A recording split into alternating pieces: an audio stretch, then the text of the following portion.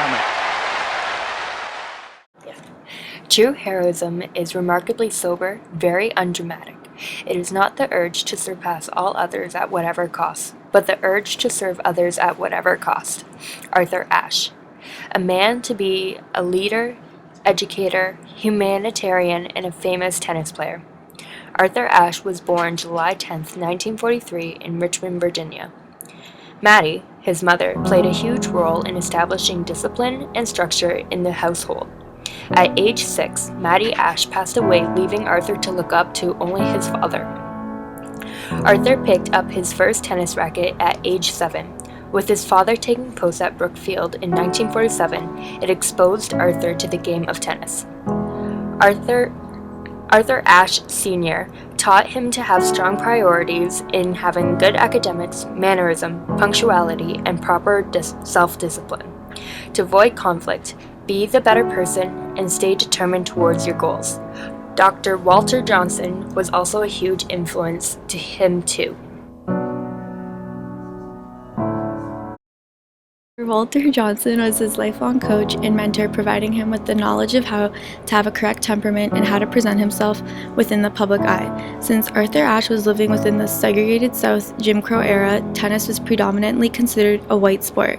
Ashe was impacted by segregation, limiting him in education opportunities and road to success within tennis. Arthur Ashe grew up in a dynamic time. Americans were shifting their views on segregation laws, and many activist moments were initiating change.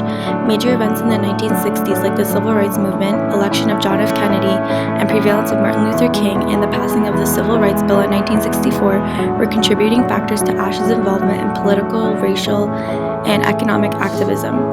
After winning multiple junior events throughout high school, Arthur was featured in the December 12, 1960 Sports Illustrated.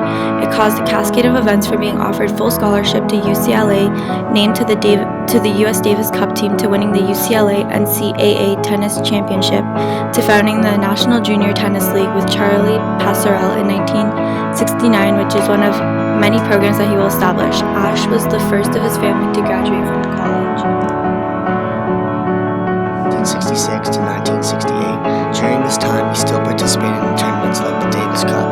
At the peak of his career, he won the U.S. Open in 1968, the Australian Open in 1970, and the Wimbledon Championship in 1975. He was the first black man to win any of these events, and the only black man so far in the USA to win Wimbledon.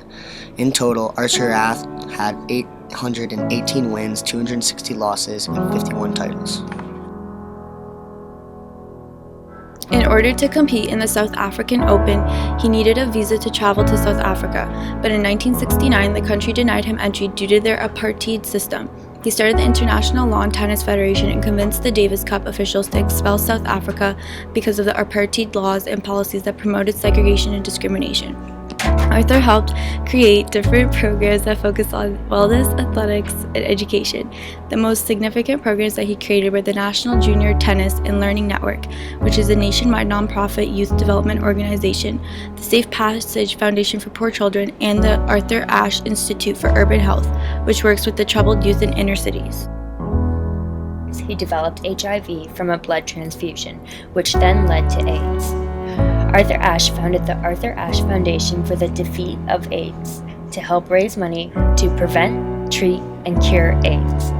He died a year later, February 6, 1993, from AIDS-related pneumonia.